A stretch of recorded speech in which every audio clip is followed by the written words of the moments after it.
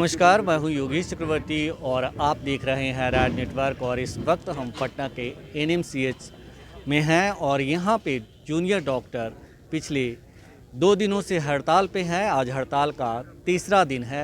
हमारे साथ बहुत सारे देखिए सब जो पीछे जो है सभी जूनियर डॉक्टर हैं और अपना काम छोड़कर ये सामने इमरजेंसी है, इमरजेंसी के बाहर जो है बैठे हुए हैं, विरोध कर रहे हैं।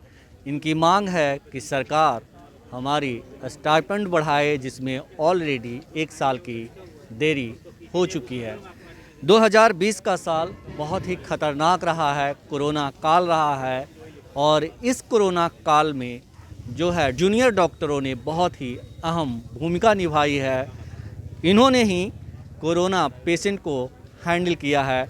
डॉक्टर साहब, ये जो साल रहा है बहुत ही खतरनाक साल रहा है मानवता के लिए। बहुत लोगों की जानें गई है।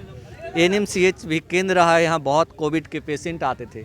तो आप लोग को इस कोविड काल में सरकार आपकी मांग क्यों नहीं मान रही, क्या कहेंगे आप? एनएमसीएच 6 महीनों के लिए पूरे पटना में कोविड डेडिकेटेड सेंटर था। जो केस पूरे बिहार में नहीं संभलते थे वो अल्टीमेटली एनएमसीएच आया करते थे।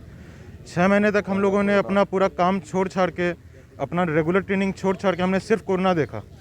कोरोना देखते वक्त उस समय दिन के 100 मरीज, 100 मरीज आया करते थे। और तब हम सारे जूनियर डॉक्टर अपनी जान की परवाह छोड़ के, और सीनियर डॉक्टर चूँकि उनकी उम्र ज़्यादा रहती है तो उनकी जान की परवाह करते हुए हम लोग ज़्यादा जाते थे। दिन में कई बार ऐसा होता था कि 5-5 बार, 6-6 बार जाना पड़ता था, लेकिन हम लोग जाते थे।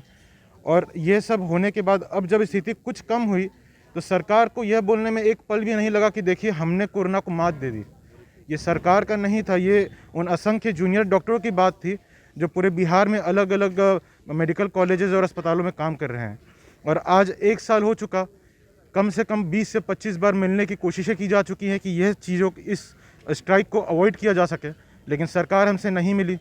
एक बार बीच में जब स्ट्राइक की बात की गई तो हमें हाई कोर्ट से नोटिस भेज दिया गया कि आपका यह स्ट्राइक ही बेबुनियाद है क्योंकि एपिडेमिक एक्ट चल रहा है। तो इसलिए 1 साल के बाद बहुत ही दुखद स्थिति के साथ हम लोगों को यह कदम उठाना पड़ा, ताकि और कुछ चारा ही नहीं बचा। क्या कर सकते हैं, और कुछ किया ही नहीं जा सकता था।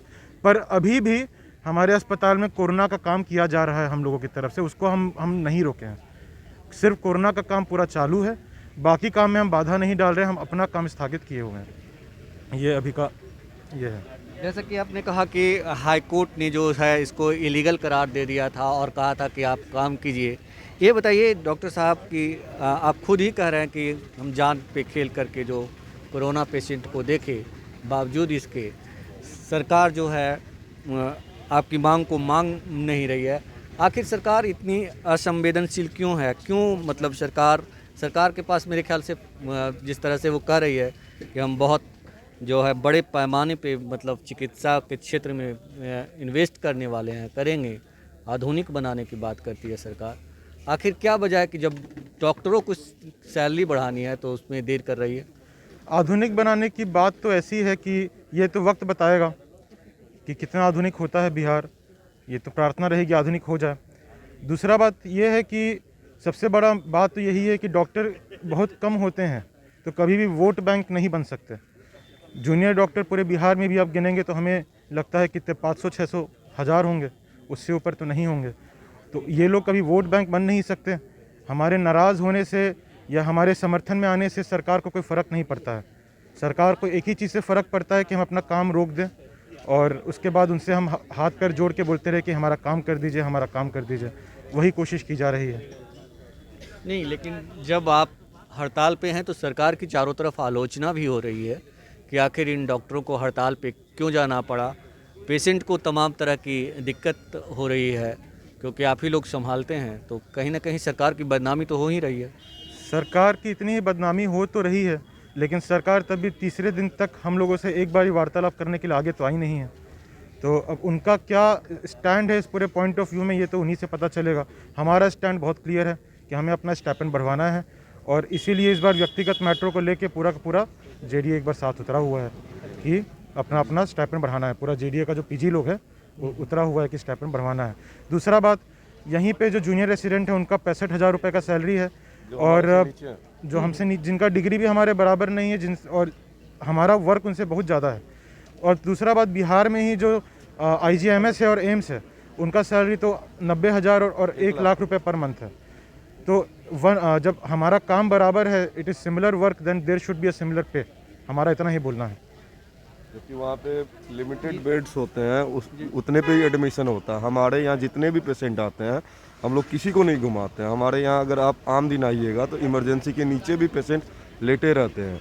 और हम लोग, जैसे आप बोले कोरोना की बात किए, तो बिहार का पहला अस्पताल कोरोना का जो था पूरे बिहार का NMCH था, जो कि हम लोग जब लोग कोरोना के नाम से 2 किलोमीटर दूर रहते थे, हम लोग जाके देखते थे। कोई सीनियर डॉक्टर लोग को नहीं जाते थे, क्योंकि वो PG लोग जाते थे, हम लोग जाते थे। सारा काम हम लोग किए हैं, और हम ही लोग का स्टाइपेंड अभी तक नहीं हुआ है, 1 साल से पेंडिंग है। उसको बढ़ाना जरूरी है।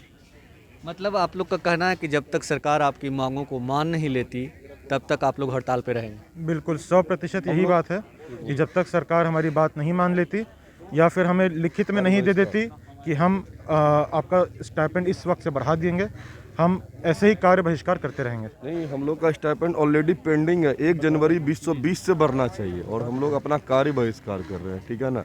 किसी को बाधित नहीं कर रहे हैं, एकदम स्टैंड क्लियर है। हम लोग अपना काम नहीं करेंगे। 1 साल तक वेट किए, अब कितना, और पता नहीं अभी तक सरकार को पेशेंट का क्यों नहीं पड़ा हुआ है। इतने सारे पेशेंट लोग इधर से उधर तितर बितर हो रहे हैं, लेकिन सरकार को कोई पड़ी हुई नहीं है। अभी तक मिलना चाहिए था ना सरकार के प्रतिनिधि को हम लोग से, लेकिन अभी तक नहीं आया। इसका मतलब सरकार को आम जनता से कोई लेना देना नहीं है। पता नहीं ईगो भी हो सकता है ब्यूरोक्रेट्स का। तो सुना है आपने, इन डॉक्टरों का कहना है कि सरकार जो है वो अहंकार में है। ऑलरेडी इन्हें 1 साल पहले से स्टाइपेंड जो है, जो बढ़ के मिलना चाहिए था, वो नहीं मिल रहा। बावजूद सरकार को कई बार इस बारे में इल्तला किया गया, सरकार कान में तेल डालकर सोई रही। अब जब हड़ताल पर हैं ये पिछले 3 दिनों से, सरकार का कोई प्रतिनिधि इनसे मिलने तक नहीं आया। ऐसे में आप समझ सकते हैं कि जो पेशेंट शिकार हो रहे हैं, जिन्हें इलाज नहीं मिल रहा, उसका जिम्मेदार कौन है। योगेश चक्रवर्ती, राज नेटवर्क, पटना, NMCH।